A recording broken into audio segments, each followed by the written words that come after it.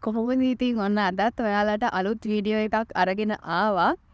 අද වීඩියෝ එකෙන් මම ඔයාලට කියන්න යන්නේ කොහොමද UK යුනිවර්සිටි එකකට ඇප්ලයි කරන්න කියලා. ඉතින් කොහොමද UK යුනිවර්සිටි එකකට ඇප්ලයි කරන්න කියලා කියන්න කලින් මම හිතුවා ඔයාලට UK යුනිවර්සිටි එකකට ඇප්ලයි කරන්න හදාගන්න ඕනේ ඩොකියුමන්ට්ස් මොනවද කියලා කියන්න ඕනේ කියලා. ඉතින් මොකද ඔයාලා හැමෝම දන්නවා ඇති කොහොමත් යුනිවර්සිටි එකකට ඇප්ලයි කරන්න කලින් අපි අපේ ඩොකියුමන්ට්ස් ටික හදාගෙන ඉන්න ඕනි කියලා. මොකද එතකොට අපිට කලබල වෙන්න දෙයක් නැහැ. අපිට ඇප්ලයි කරන්න විතරයි තියෙන්නේ. අපේ ඩොකියුමන්ට්ස් ටික ඔක්කොම ලෑස්ති නම්. ඉතින් ඔයාලට මුලින්ම ඕන වෙන ඩොකියුමන්ට් එක තමයි පාස්පෝර්ට් එක. ඉතින් ඔයාලා දන්නවා ඇති කොහොමත් ඒක අනිවාර්යයෙන්ම වෙන රටකට ඔයාලා ඇප්ලයි කරනවා නම් පාස්පෝර්ට් එක ඕනේ.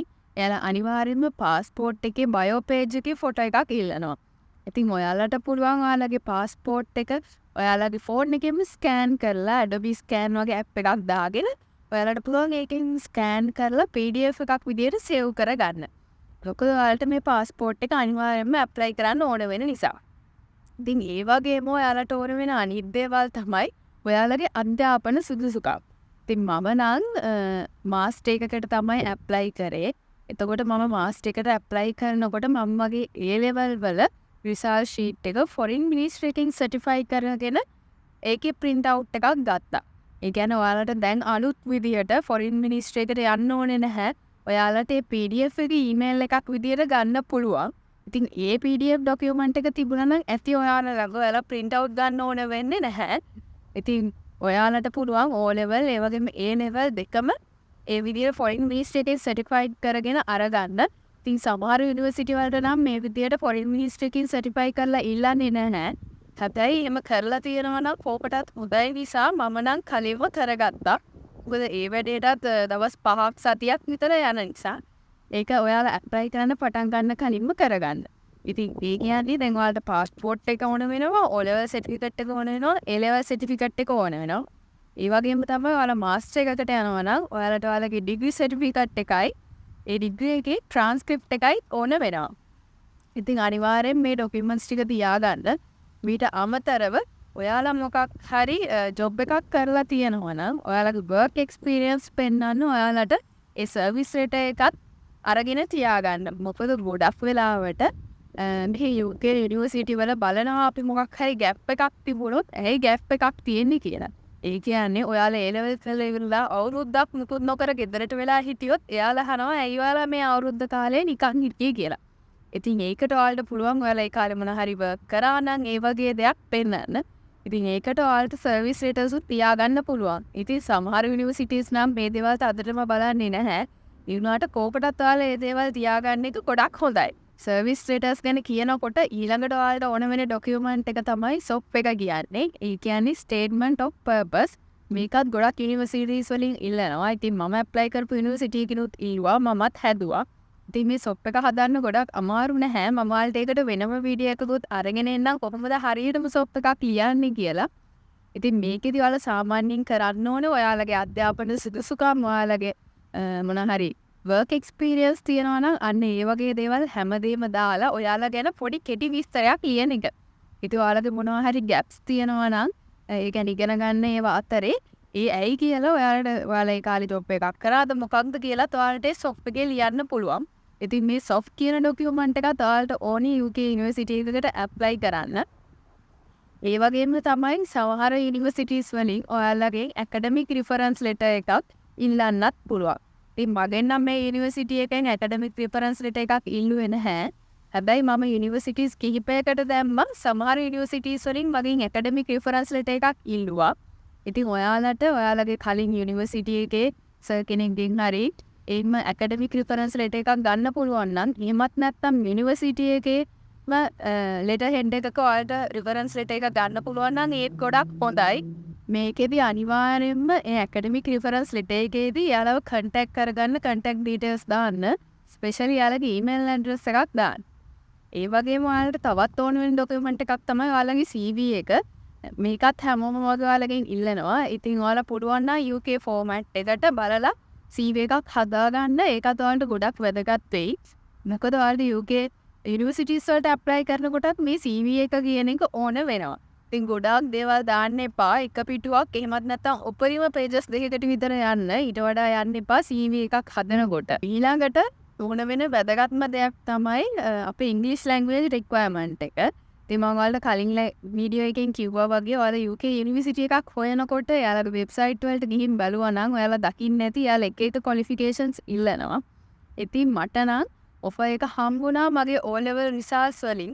හැබැයි මම මේ වෙනකොට IELTS උත් කරලා තිබ්බේ. ඉතින් අනිත් එක මම මගේ IELTS report එකත් එයාලට submit කරා. ඉතින් ඒක නිසා කෝකටත් හොඳයි ඔයාලත් IELTS වගේ කරලා තියෙනවා නම් එතකොට ඔයාලට ලේසියෙන් offer එකක් ගන්න පුළුවන්. අනිත් එක ඔයාලට offer එකක් ආවට පස්සේ කලබල වෙන්න ඕනෙත් නැහැ. ඔයාලා IELTS කරලා තියෙන නිසා.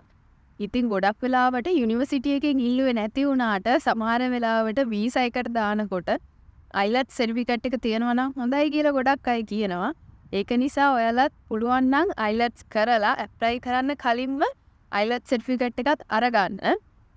ඉතින් විශේෂයෙන්ම මාස්ටර් එකකට apply කරනවා නම් මේ දේවල් තමයි ගොඩක් වෙලාවට ඔයාලට ඕන වෙන්නේ. ඉතින් ඔයාලා බැචලර් ඩිග්‍රී එකකට apply කරනවා නම් ඒකටත් ඕන වෙන්නේ මේ දේවල් තමයි. ඉතින් එතකොට ඔයාලට ඩිග්‍රී සර්ටිෆිකේට් ට්‍රාන්ස්ක්‍රිප්ට් පෙන්නන්න ඕනේ නැහැ. මොකද ඔයාලා කෙලින්ම ඩිග්‍රී එකකට apply කරන්නේ. ඔයාලා කලින් ඩිග්‍රී එකක් කරලා නැති නිසා. ඊට අමතරව ඔයාලා බැචලර් එකකට apply කරනවා නම් හරි මාස්ටර් එකකට apply කරනවා නම් ඔයාලට ඔයාලගේ අමතර සුදුසුකම් තව මොනවා හරි ස්පෝර්ට්ස් වලින් එහෙම සර්ටිෆිකේට්ස් තියෙනවා නම් extra curricular activities වල සර්ටිෆිකේට් තියෙනවා නම් ඒවත් පොඩ්ඩක් PDF කරගෙන තියාගන්න. මොකද ඒවටත් ඔයාලට සමහරවිට ස්කෝලර්ෂිප්ස් වගේ දේවල් හම්බ වෙනකොට ඒවත් බලන්න පුළුවන්. දැන් මම ඔයාලට කියන්නම් කොහොමද UK යුනිවර්සිටි එකකට ඇප්ලයි කරන්න කියලා. ඉතින් මේක ගොඩක් ලේසි process එකක්. ඔයාලට තනියම කරන්න පුළුවන්. මමත් තනියම යුනිවර්සිටි වලට ඇප්ලයි කරා වගේම ඒ ඇප්ලයි කරපු ගොඩක් යුනිවර්සිටි වලින් මටත් offers ආවා. ඉතින් මේක කරන්න ඔයාලට තියෙන්නේ අර මම කලින් කිව්වා වගේ කලින් වීඩියෝ එකේදී කිව්වා වගේ ඒ අදාළ යුනිවර්සිටි එකේ වෙබ්සයිට් එකට ඔයාලා යන්න ඕනේ. ඊට පස්සේ ඔයාලා කරන්න කැමති කෝස් එක ඔයාලා එකෙන් සර්ච් කරන්න ඕනේ. ඊට පස්සේ ඔයාලා වෙබ්සයිට් එකේ කෝස් පේජ් එක ඇතුළට ගියාට පස්සේ ඔයාලට මේ කෝස් එකේ ඔක්කොම විස්තර තියෙනවා. ඒ වගේම මේ පේජ් එකේ උඩම හරි එහෙමත් නැත්නම් පහළම හරි apply online එහෙමත් නැත්නම් apply කියලා ඔප්ෂන් එකක් ඇති. ඔයාලට අන්න ඒකට ගිහිල්ලා ඒ කෝස් එකට apply කරන්න පුළුවන්. ඉතින් සාමාන්‍යයෙන් මෙහෙම apply කියන එක දුන්නාට පස්සේ එයාලා ඔයාලට කියනවා එයාලගේ යුනිවර්සිටි එකේ account එකක් හදන්න කියලා. ඉතින් මේක ගොඩක් ලේසි දෙයක්. ඔයාලා බය වෙන දෙයක් නැහැ මේකට. ඔයාලට කරන්න තියෙන ඔයාලගේ email address එක දාලා password එකක් දාලා ඔයාලා කැමති password එකක් දාලා account එකක් හදාගන්න එක විතරයි. වෙන මොකුත් ඕනේ නැහැ. ඒක කරන්න එතකොට එයාලට ලේසි වෙන්න ඔයාලව අඳුනගන්න. ඉතින් ඒ account එකේ තමයි හැමදේම තියෙන්නේ. ඉතින් ඔයාලා කෙලින්ම ඒකේ register වෙලා ඊට පස්සේ එතනින්ම apply කරන්න තියෙන්නේ. ඉතින් එතකොට පොඩි application form එකක් වගේ තියෙනවා.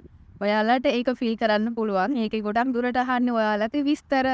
ඊට emergency contacts අහනවා ගොඩක් යුනිවර්සිටි වලින්. ඊට අමතරව ඔයාලගේ educational qualifications, ඒ වගේම ඔයාලා extra කරලා තියෙන දේවල්, work experience, ඒ දේවල් ටික අහනවා. ඊට පස්සේ වෙනම තැනක් තියෙනවා ඔයාලට documents upload කරන්න. සමහර යුනිවර්සිටිස් වල නම් ඒ අදාළ section එක ළඟම තියෙනවා documents upload කරන්න. ඒ කියන්නේ work experience අහන තැන work experience upload කරන්න එයාලගේ බටන් එකක් තියෙනවා. educational qualifications තියෙන තැන ඒකට තියෙනවා.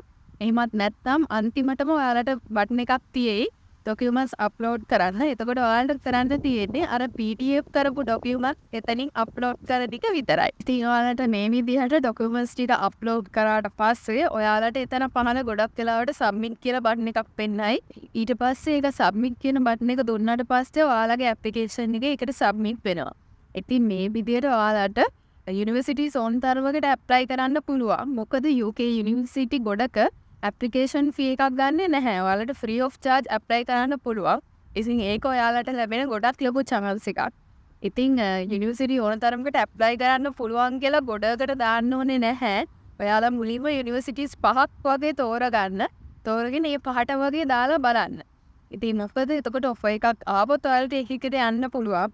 ඊට පස්සේ සතියක් දෙකක් බලලා කිසිම response එකක් නැත්නම් මාසයක් විතර බලලත් මුකුත් නැත්නම් ඔයාලට පුළුවන් තව යුනිවර්සිටිස් වලට apply කරන්න. ඉතින් ඒක නිසා හොඳම දේ මේ process එක ටිකක් කලින් පටන් ගන්න. මම ඔයාලට තව වීඩියෝ එකක් කරන්න. මට මේ එක එක steps වලට කොච්චර කාලයක් ගියාද මොකද මොනවද දැන් ඇප්ලිකේෂන් ස්ටේජ් එකෙන් පස්සේ මොකක්ද වෙන්නේ ඒ දේවල් කියලා. ඉතින් මේ විදිහට තමයි UK යුනිවර්සිටි එකට ඇප්ලයි කරන්නේ. ඇත්තටම ඔයාලා ඒජන්ට් කෙනෙක් through යන්න ඕනේ නැහැ. ඔයාලට රිසර්ච් කරන්න ටයිම් තියෙනවා නම් ඔයාලට එහෙම යන්න ඕනේ කියලා හිතෙනවා නම් ඔයාලා කැමති නම් ඔයාලට ඒජන්ට් කෙනෙක් through යන්නත් පුළුවන්. හැබැයි ඉතින් එයාලා ලොකු දෙයක් කරන්නේ නැහැ. එයාලා අපිට යුනිවර්සිටි සිලෙක්ට් කරලා දෙනවා.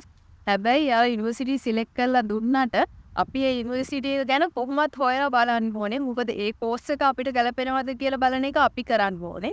මොකද ගොඩක් වෙලාවට ඒජන්සිස් වලට හැම ෆීල්ඩ් එකේම කෝසස් ගැන අයිඩියා එකක් නැහැ. අපේ ෆීල්ඩ් එක මොකක්ද කියලා අහලා එයාලා නිකන් කෝසස් ටිකක් හොයලා දෙන එක විතරයි කරන්නේ. ඇප්ලයි කරන පාර්ට් එක එයාලා කරනවා. හැබැයි ඩොකියුමන්ට්ස් ටික හදලා දෙන පාර්ට් එකත් අපි කරන්න ඕනේ. ඉතින් අර ඇප්ලයි කරන පාර්ට් එක ගොඩක් අමාරු නැහැ. ඒ ෆෝම් එකේ තියෙන දේවල් ෆිල් කරලා ඩොකියුමන්ට්ස් ටික අප්ලෝඩ් කරලා සබ්මිට් කරන්න විතරයි තියෙන්නේ. ඉතින් මම හිතනවා UK යුනිවර්සිටි එකකට ඇප්ලයි කරන්නේ කොහොමද කියලා තනියම කරගන්න විදිහ ගැන ඔයාලට හොඳ අයිඩියා එකක් එන්න ඇති කියලා. ඔයාලට මොන හරි ප්‍රශ්න තියෙනවා නම් ඔයාලට පහලින් කමෙන්ට් කරන්න පුළුවන්. ඉතින් මම මේ වගේ තවත් වැදගත් වීඩියෝස් ඉස්සරහට අරන් ඉන්න බලාපොරොත්තු වෙනවා. විශේෂයෙන්ම සොප් එකක් ලියන්නේ කොහොමද? ඒ වගේම ඇප්ලිකේෂන් ස්ටේජ් එකකින් පස්සේ මොකද වෙන්නේ? ඒවට කොච්චර කල් යනවද එක එක දේවල් වලට ඔෆර් එකක් ඉන්න කොච්චර කල් යනවද? ඒ වගේ දේවල් ඔක්කොම මම ඔයාලට මගේ ටයිම් ලයින් එකත් එක්කම කියන්න. ඉතින් මම හිතනවා අද වීඩියෝ එකත් ඔයාලට ගොඩක් වැදගත් වෙන්න ඇති කියලා. ඉතින් ඔයාලා මේ වීඩියෝ එක කැමති නම් මේකට ලයික් කරන්න. ඔයාලා තාමත් අපේ channel එකට අලුත් නම් අපිව subscribe කරලා නැත්නම් ලිලිලෙන් YouTube channel එක subscribe කරලා අපිත් එක්ක එකතු වෙන්න. එහෙනම් අපි මේ වගේම තවත් වැදගත් වීඩියෝ එකකින් හමු වෙමු.